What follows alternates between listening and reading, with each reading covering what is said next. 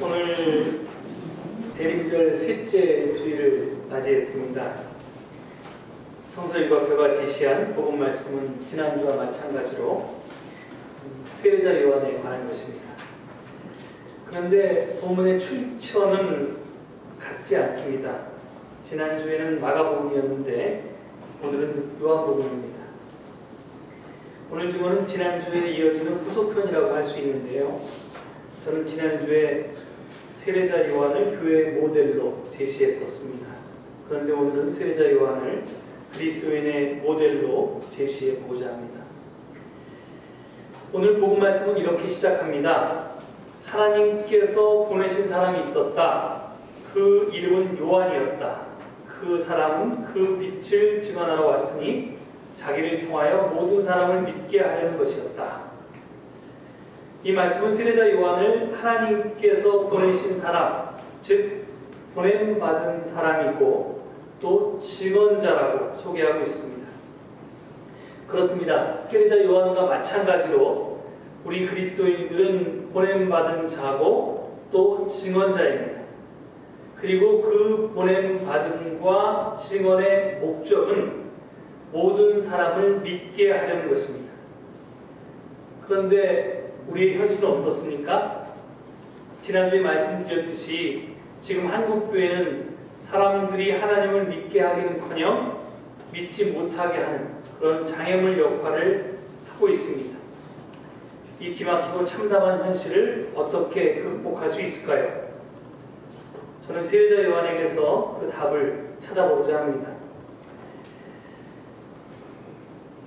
요한복음 1장 19절에서 28절이 오늘 본문인데요.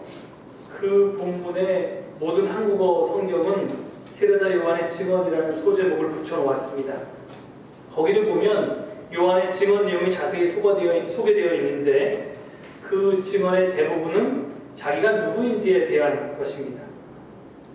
지금 요한은 유대교의 정통이라고 자부하는 사람들로부터 공격을 받고 있습니다. 당신은 뭐요? 당신이 그리스도요? 아니면 죽었다 살아난 엘리야요? 또 그것도 아니면 왜 당신은 그런 소리를 하오? 이렇게 계속 공격을 받고 있던 요한은 이사야서를 인용해서 다음과 같은 짧은 한마디 말로 스스로의 정체를 밝힙니다. 요한복음 1장 23절을 보면 요한이 이렇게 얘기합니다. 나는 주의 길을 곧게 하려고 광야에서 외치는 이의 소리요. 이와 대조되는 공간복음서의 말씀을 보면 세례자 요한은 장차 오실 주님의 길을 평탄케 하기 위해서, 그러니까 높은 것은 낮게 하고 낮은 것은 높게 하고 굽어진 것은 곱게 하기 위해서 이 세상에 왔다고 합니다. 즉 그는 단순히 오실 주님을 기다리고 믿은 것만이 아니라 주님이 오실 길을 가로막고 있던 온갖 장애물들을 제거한 사람이었습니다.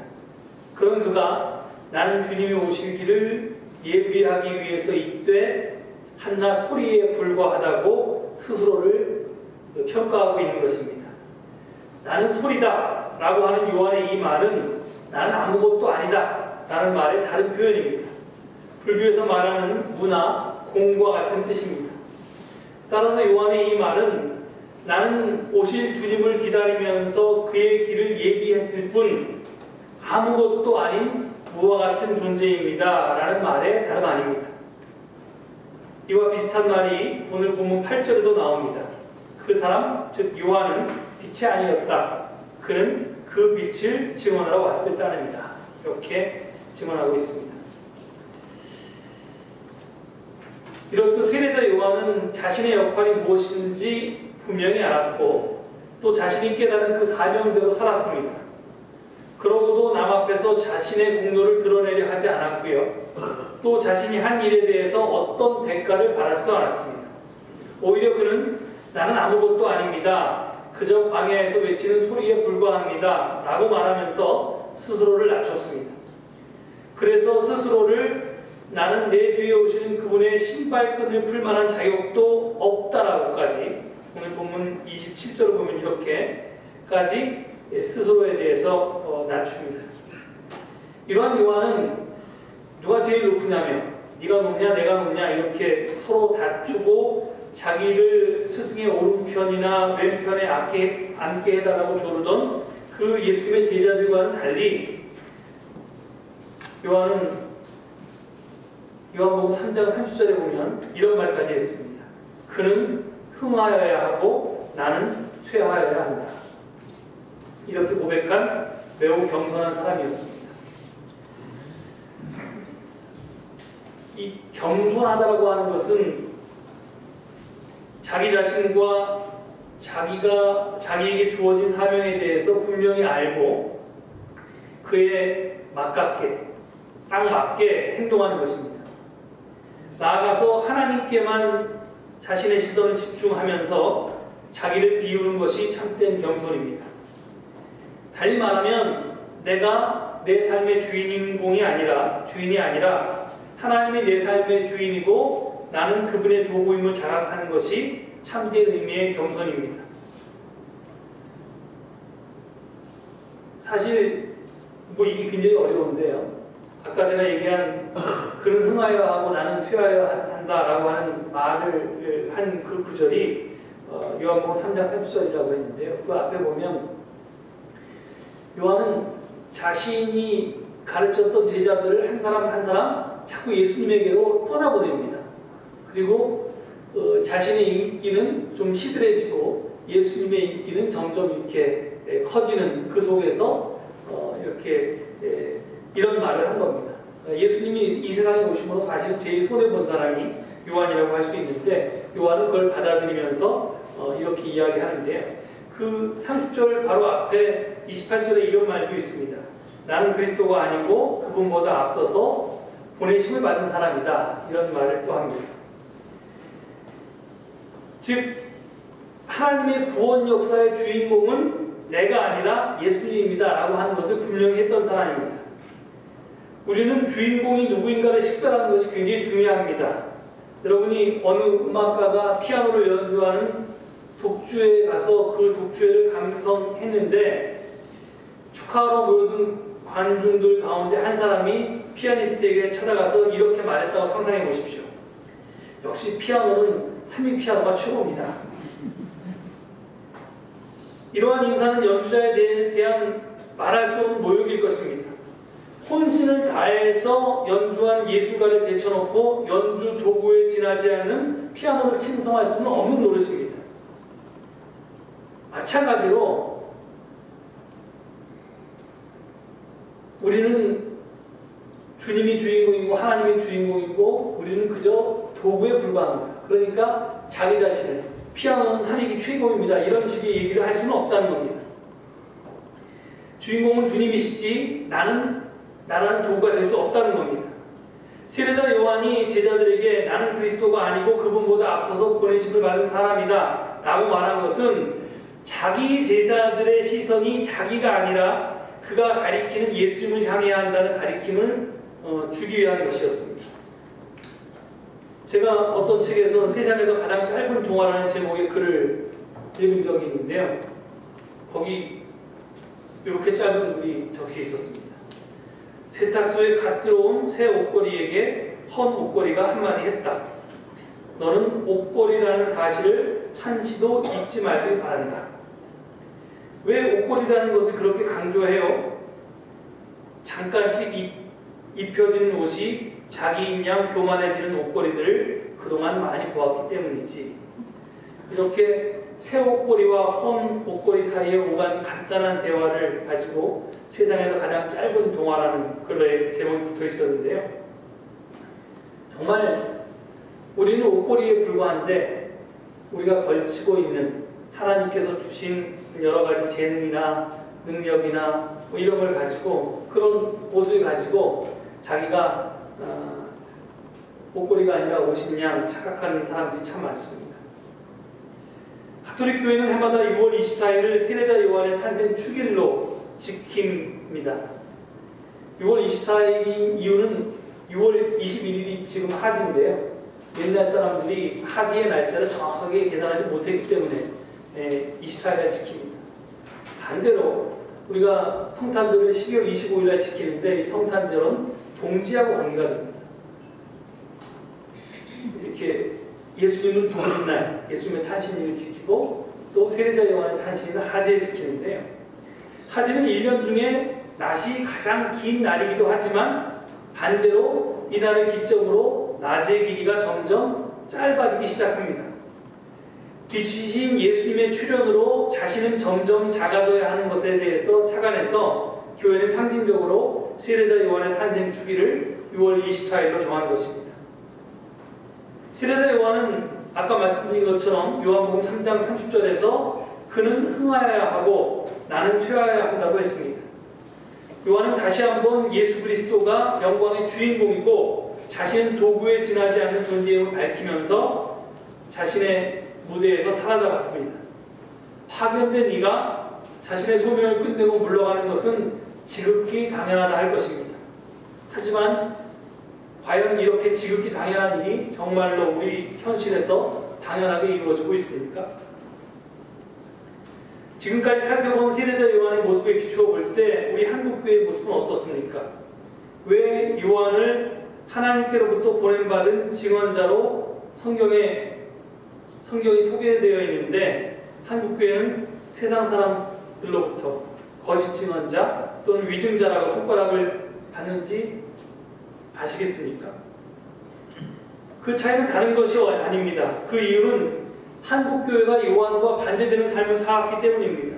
요한은 그는 흥하여야 하고 나는 쇠하여야 한다. 그분은 더욱 커지셔야 하고 나는 작아져야 한다. 이렇게 했는데 한국교회는 그와 반대로 나는 흥하여야 하고 그는 쇠하여야 한다. 나는 더욱 커져야 하고 그분은 작아져야 한다. 이런 자세로 선교에 왔습니다. 한마디로 말해서 나는 죽고 예수는 살아야 하는데 반대로 예수를 죽이고 나를 드러낸 것이 한국교회의 솔직한 모습이었습니다. 그리고 제가 말한 이 나에는 개인도 들어가고 교회도 들어갑니다. 이제껏 많은 한국교회는 교회를 살리려고 예수님을 죽이는 짓을 서슴지 않아왔습니다. 교회의 존재 이유는 예수님을 선교하는 데 있는데 어느 때부턴가 교회의 존재 이유가 교회 성장이나 교회의 생존 자체가 되어버렸습니다. 반공대지는 멸공을 부르짖으면서 북한의 김일성 부자가 권력을 세습했다고 비판했던 그 입으로 교회의 안정과 지속적 성장을 필요하니까 담임 목사 지금 세습해야 한다고 주장하면서 실행해온 사람들이 한국 교회였습니다.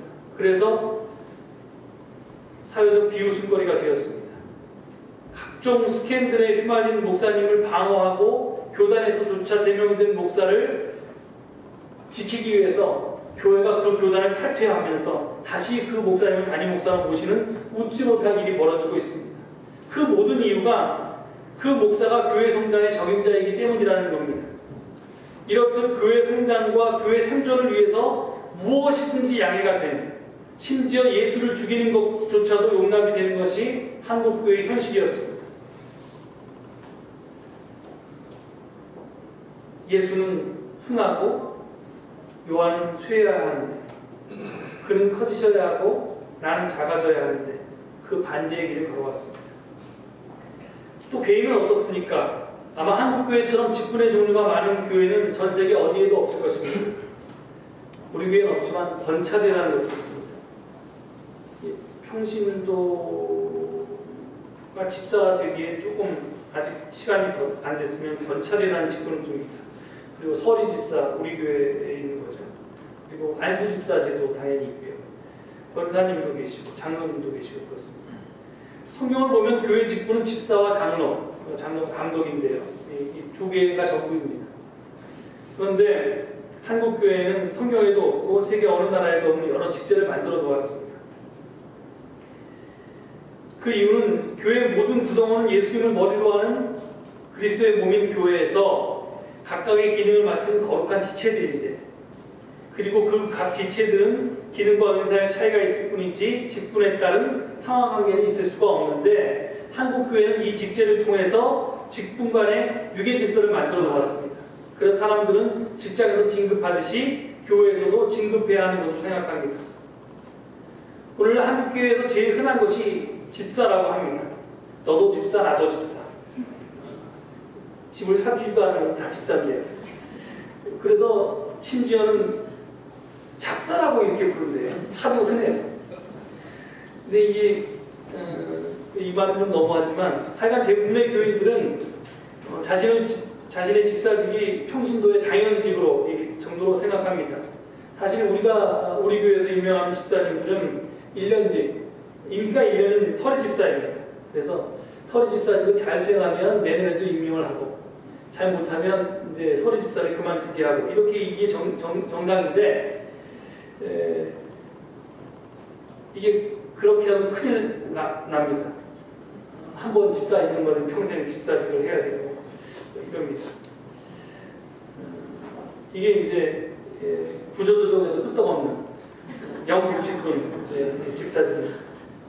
근데 원래 집사직은 이런 게 아니죠. 집사라는 말은 섬긴다는 말에서 나왔습니다. 그러니까 집사는 섬기는 사람입니다. 구약에서 가장 거룩한 직분인 제사장도 원래 섬기는 직분이었습니다. 제사장과 관련된 샤라트라고 하는 히브리 말은 섬긴다는 뜻입니다. 제사장은 하나님의 백성을 섬기는 사람이었습니다. 예언자 또한 섬기는 직분이었습니다. 예언자들은 언제나 자기 자신을 하나님의 종이라고 하지 않습니까? 종은 섬기는 직분입니다. 무엇보다도 예수님은 자신을 집사라고 하셨습니다. 누가복음 22장 27절을 보면 예수님께서 누가 더 높으냐?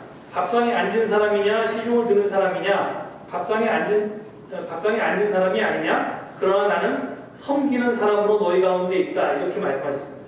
그러니까 이제 우리가 레스토랑 같은 데 가면 앉아서 밥을 먹는 손님이 있고 서빙하는 이제 종업원이 있을 텐데, 그 섬기는 사람, 서빙하는 사람이 예수님은 당신을 손님이 아니라 그 섬기는 사람으로 이렇게 자기를 설명하셨는데, 여기서 세 번 여기 섬기는 사람이라고 번역한 단어가 바로 집사라고 하는 단어입니다. 그러니 이 직분이 제사장도 집사고 예언자도 집사고 심지어 예수님도 집사셨으니까 여러분 집사 직분을 좀 잡사 취급하지 않게 좀 소중히 하셨으면 좋겠습니다. 섬기는 자로서의 집사가 바로 서면 저는 한국교회가 바로 설 수 있다고 생각합니다. 제가 하필 집사를 예로 들어서 그렇지, 권사님들이나 장로님들이나 저 같은 목사나 전사님들은 또 안심하실지 모르겠는데, 사실은 모든 직분이 다 섬기기 위해서 있는 것입니다. 따라서 뭐 기왕에 만들어진 직분제를 철폐할 수가 없다면 각 직분에 맞게 더 많이 섬기면 됩니다. 목사, 장로, 권사, 집사, 한국이 지금 이런 순서대로 이렇게 있다고 생각한다면 목사가 제일 많이 섬기고, 장로는 그 다음으로 섬기고, 권사는 그 다음으로 섬기고, 집사는 그 다음으로 섬기고, 이런 식으로 더 많이 섬기고 더 크게 낮아지면 된다는 말입니다. 그러니 직분 맡은 분들은 권위나 대접받는 것에 집착하지 마시기 바랍니다. 오히려 더욱 겸손해져야 합니다. 특별히 누구든지 자기를 높이면 낮아질 것이고 자기를 낮추면 높아질 것이라는 주님의 말씀을 명심하시기 바랍니다. 지금까지 제 이야기를 오해하지 말기를 바랍니다. 이 오해를 하실까 봐 제가 좀 말하고 걱정인데요. 제 이야기는 뭐 직분을 맡지 말라, 나는 뭐 교회에서 잘 섬기지도 못하고 그러니까 이제 그냥 때려쳐야겠다, 나서지도 말아야겠다, 뭐 이런 얘기가 아닙니다. 오히려 직분을 맡아야 하고요, 나서기도 해야 합니다. 증언자란 자기가 받을 불이익까지 감수하면서 진실과 진리를 만천하에 공개적으로 밝히는 사람입니다. 때로는 그 증언 때문에 자기 목숨까지 내놓는 경우가 생길지라도 그렇게 하는 것이 진짜 증언자입니다. 증언자는 수동적인 사람이 아닙니다. 소극적인 사람도 결코 아닙니다. 세례자 요한을 보십시오. 그는 능동적이었고 적극적으로 주님이 오실 길을 예비한 사람이었습니다. 열심히 그리고 충실히 자기 사명을 다한 사람이었습니다. 그러니까 여러분도 그리스도인은 증언자여야 하기 때문에 누구나 다 자기의 섬기는 자로서의 직분을 맡아야 되고 또 그것에 충성을 다해야 된다는 겁니다. 하지만 나서서 직분을 맡되 자기를 내세우면 안 됩니다. 그는 흥하여야 하고 나는 쇠하여야 한다는 자세로 주님의 일에 나서야 합니다. 그분은 더욱 커지셔야 하고 나는 작아져야 한다는 태도로 주님의 일에 헌신해야 합니다. 이것이 요한이 보여준 그리스도인의 모습입니다. 제가 지난주에 한국교회 재건, 다 허물고 새로 짓는 그 리컨스트럭션의 한 예로 예수 되기가 교회갱신의 출발이어야 된다, 이렇게 말씀드렸습니다. 예수를 닮기도 아니고 예수를 살기도 아니고 예수를 되자니까 이 말이 엄두가 안 나서 지레 겁먹고 아무것도 안 하는 분이 계실지도 모르겠습니다. 그래서 제가 오늘은 좀 수위를 낮춰서 예수 되기가 엄두가 안 나면 요한 되기라도 해봅시다, 이렇게 말씀드리고 싶습니다. 그래서 예수 그리스도의 참 진리대라는 겁니다. 예수님, 아까 제가 말씀드렸던 것처럼 이 요한이 온 건, 요한은 빛이 아니었지만 그 빛을 증거하러 왔으니까요. 증인이 된 삶을 살아야 된다는 겁니다. 우리가 그렇지 못하면 그리스도인으로서 우리의 역할, 하나님께서 맡기는 일들을 잘 못하는 것이 됩니다. 일본이 진주만 전쟁을 일으키기 전에 미국으로 이민을 간 일본인 부부가 있었습니다. 이들은 샌프란시스코 교회에 자리를 잡고 장미 농장을 경영했습니다. 이들 농장 바로 옆에는 스위스에서 이민을 온 부부가 장미 농장을 운영하고 있었습니다. 두 집 모두 이 농장 사업이 잘 되었고요. 두 가정은 서로 좋은 이웃으로 지냈습니다. 함께 차도 마시고 장미를 잘 키우기 위한 정보도 교환했습니다. 또 일주일에 여러 차례 샌프란시스코로 함께 나가서 장미를 같이 팔기도 했습니다. 그때마다 스위스에서 이민 온 부부는 그리스도인들이었는데요. 이들은 일본인 부부에게 기회가 있을 때마다 복음을 전하면서 예수를 믿으라고 그렇게 권했습니다. 그런데 그때마다 일본인 부부는 조용히 미소만 지을 뿐 아무 대답도 하지 않았습니다. 1941년에 일본이 진주만을 공격했습니다. 미국 정부는 미국 시민권이 없는 일본 이민자들을 다 수용소에 집어넣었습니다. 장미 농장을 경영하는 일본인 부부는 아직 시민권을 취득하지 못한 상태였습니다. 그래서 그들은 콜로라도에 있는 수용소에 가게 되었습니다. 콜로라도로 떠나는 일본인 부부는 그동안에 자기 삶의 터전이었던 장미 농장을 그대로 버려둔 채 떠나는 것이 무척 가슴 아프고 또 앞으로 어떻게 살아야 되나 절망적이었습니다. 그런 그들을 보면서 이웃 스위스인 부부가 위로하면서 말을 건넸습니다. 걱정하지 마세요. 당신들이 없는 동안 저희들이 잘 돌보겠습니다. 일본인 부부는 겉으로는 정말 고맙습니다 라고 대답했지만 속으로는 영 미심쩍었습니다. 과연 저들이 남의 농장을 제대로 돌봐줄까? 우리가 없는 사이에 우리 농장을 차지해버리는 것은 아닐까? 이런 그들의 생각을 눈치챈 스위스 부부가 말했습니다. 걱정하지 마세요. 저희를 믿을 수 없다면 저희가 믿는 하나님을 한번 믿어보세요.